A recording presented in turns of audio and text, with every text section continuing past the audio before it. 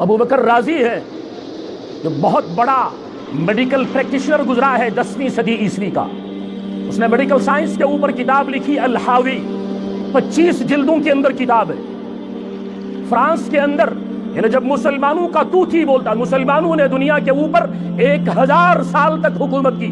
Spain کے اندر 800 سال تک حکومت کی. ہندوستان کے اندر 700 سال تک حکومت کی.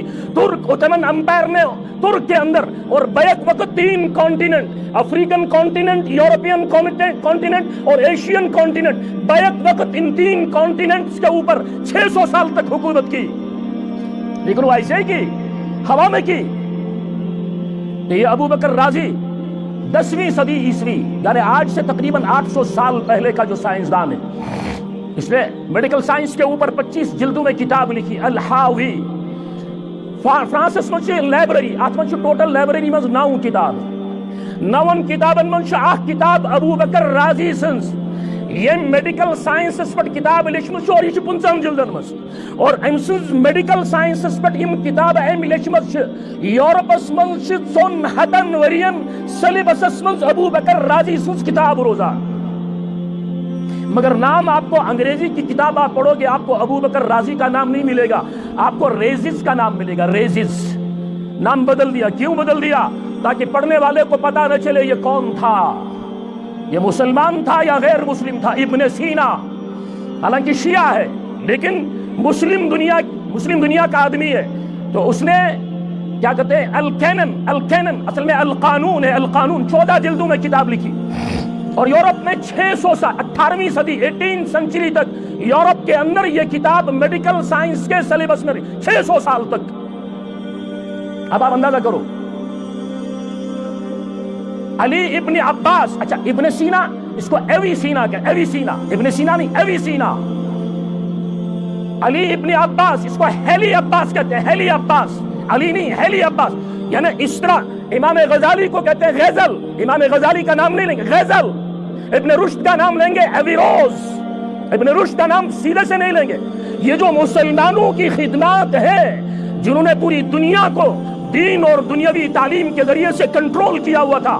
ابن ہیثم آج ہم کو جو سکولوں کے اندر پڑھایا جاتا ہے کہ یہ جو کہتے ہیں گریوٹی، لاز آف موشن، ان کو کس نے ایجاد کیا ہے، ان کو کس نے انوینٹ کیا ہے، تو ہم کو پڑھایا جاتا ہے اسحاق نیوٹن نے ان کو ایجاد کیا. اسحاق نیوٹن سے 600 سال پہلے ابن ہیثم اسلامی دنیا کا اتنا بڑا سائنسدان، اس نے گریوٹی کے اوپر 600 کتابیں لکھی تھی.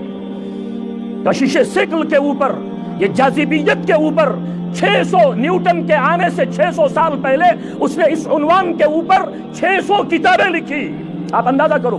اسی لیے ایک انگریز ایک جگہ لکھتا ہے کہ اس وقت شاید نیوٹن اس درخت کے نیچے بیٹھ کر ہو سکتا ہے کہ ابن ہیثم کی کسی کتاب کو پڑھ رہا ہو، اس کا دماغ چکرا رہا تھا کہ ابن ہیثم کیا لکھ رہا ہے.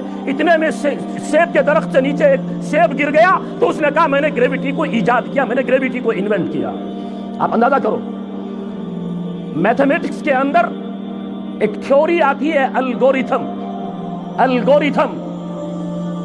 اگر یہ تھیوری نہ ہوتی آج کا آپ کا یہ جو کمپیوٹرائزڈ ایج ہے یہ ایج بھی نہیں ہوتی. اگر یہ الگوریتھم کس کی تھیسس ہے، یہ کس کی تھیوری ہے؟ ہم کیا سمجھتے ہیں کسی انگریز کی تھیوری ہوگی. یہ محمد ابن موسیٰ خوارزمی گزرا ہے، بہت بڑا میتھمیٹیشن جس نے الجبرا کی بنیاد رکھی.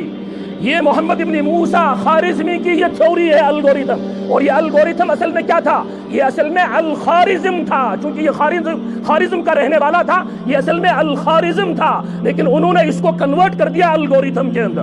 اب آپ اندازہ کرو کہ انہوں نے کیا کیا دنیا کو. تو مسلمانوں کا جو نظام تعلیم تھا، مسلمانوں کا نظام تعلیم اتنا زبردست تھا. ہم یہ سمجھتے ہیں کہ آج ہندوستان کے اندر کہا جاتا ہے کہ ہندوستان کے اندر جو تعلیمی ریشو ہے، ہندوستان کے اندر جو تعلیم کی پرسنٹیج ہے وہ مور دین 70% ہے. اگر کسی سے ہم پوچھتے ہیں مسلمان سے 1947 کے اندر 70% تعلیمی فیصد رہا ہوگا یا کم رہا ہوگا یا زیادہ رہا ہوگا، اکثروں کا جواب آتا ہے کہ کم رہا ہوگا. حالانکہ یہ جواب بھی غلط ہے. ہندوستان کے اندر جب انگریز داخل ہوا ہندوستان پہ قبضہ کرنے کے لیے، اس وقت لکھتے ہیں لکھنے والے کہ 94% ہندوستان کے اندر لٹریسی ریٹ تھی، اور جب ہندوستان کو انگریز 1947 کے اندر چھوڑ کر گیا ہے تو اس نے 11% کے اوپر اس ریشیو کو پہنچایا تھا۔ 11%، کہاں 94% اور کہاں 11%۔ اب آپ اندازہ، اب اس کی پریکٹیکل ایگزامپل آپ لے لو، سری نگر کی لے لو۔ آپ کے سری نگر کے اندر جامع مسجد ہے، یہ کچھ آپ رہے ہیں، یہ کتنی پرانی ہے؟ اچھا اکھک دیودور شدی کھڑا، یم کم کھڑا کریے، وہاں تو کرین نہیں تھے، وہاں تو صرف مزدور تھے، یہ کیسے کھڑے ہو گئے؟ آپ کی عالی مسجد کے اندر یہ جو دیودار کھڑے ہیں یہ کس نے کھڑے کیے؟ ہندوستان کے اندر یہ جو تاج محل ہے، آج کی ڈیٹ میں لوگ کہتے ہیں کہ one of the seven wonders of the world, کہ دنیا کے 7 عجوبوں میں سے ایک عجوبہ تاج محل ہے۔ تاج محل 16ویں صدی عیسوی کے اندر بنایا گیا۔ تاج محل کا آرکیٹیکٹ کون تھا؟ اگر آج کی ڈیٹ کے اندر 7 عجوبوں میں سے ایک عجوبہ ہے، اس کا آرکیٹیکٹ کون تھا؟ کیا وہ آکسفورڈ سے پڑھ کے آیا تھا؟ کیا وہ کیمبرج سے پڑھ کے آیا تھا؟ کیا وہ ہارورڈ سے پڑھ کے آیا تھا؟ اس نے پڑھا کہاں تھا؟ وہ احمد لاہوری، جس نے لاہور کے اندر ملا عبدالسلام کے مدرسے کے اندر تعلیم حاصل کی تھی، اور مجدد الفسانی رحمت اللہ علیہ کا وہ کلاس فیلو تھا۔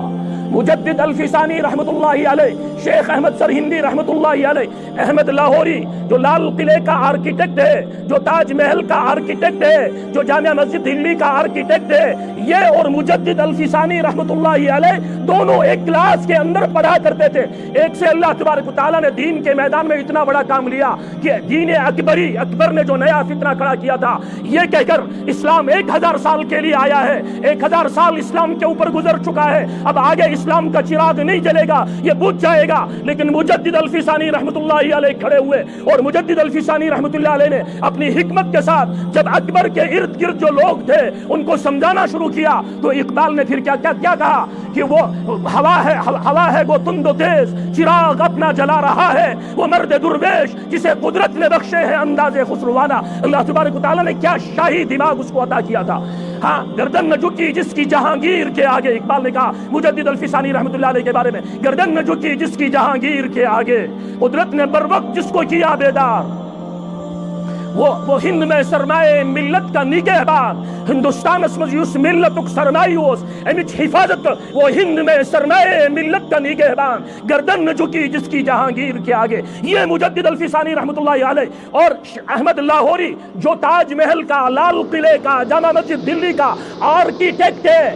آج کی ڈیٹ میں آپ کو کہہ رہا ہوں، یہ جو تاج محل ہے نا، شاہ جہاں کے پاس یہ گئے، انہوں نے کہا کہ اس میں کیا خصوصیت رکھنی ہے تاج محل کے اندر؟ تاج محل صحیح ہے غلط میں وہ بات نہیں کر رہا ہوں، میں یہ کہہ رہا ہوں مسلمان تھا کہاں، لیکن آج مسلمان پہنچا کہاں، اور کیا رکھنا؟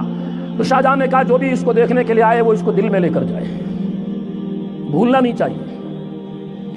عجیب و غریب اس کا آرکیٹیکٹ ہے، اس میں ایک کھڑکی ہے، اس کھڑکی سے جب آپ تاج محل کو دیکھو گے، جتنا دور ہو کر دیکھو گے تاج محل آپ کو بڑا دکھائی دے گا، اور جتنا آپ نزدیک جاؤ گے تو اتنا تاج محل چھوٹا ہو جائے گا۔ آج کی ڈیٹ میں اس میں ریسرچ ہو رہا ہے یورپ میں، آخر یہ کون سی ٹیکنالوجی اس میں یوز کی گئی ہے کہ دور سے آپ کھڑکی سے دیکھتے ہو یہ بڑا ہو جاتا ہے، نزدیک جاتے ہو اسی کھڑکی سے دیکھتے ہو یہ چھوٹا، یہ ہے کون سی ٹیکنالوجی؟ یہ ٹیکنیک ہے کیا؟ اور یہ کن کی ٹیکنیک تھی؟ یہ مسلمانوں کی ٹیکنیک تھی۔ اس لیے میرے بزرگوں اور دوستوں، ہوا کیا؟ ہوا یہ کہ لارڈ میکالے نے آ کر اس نظام تعلیم کو ڈائیورٹ کیا، یو ٹرن کرایا، اور ایک نیا نظام تعلیم کھڑا کیا۔ اور اس نئے نظام تعلیم کے بارے میں اقبال نے کیا کہا؟ تعلیم کے تیزاب میں ڈال اس کی خودی کو، ہو جائے ملائم تو جدھر چاہے اسے پھیر، تاثیر میں اکثیر سے بڑھ کر ہے یہ تیزاب، سونے کا ہی مالا ہو تو مٹی کا ہے ایک ڈھیر۔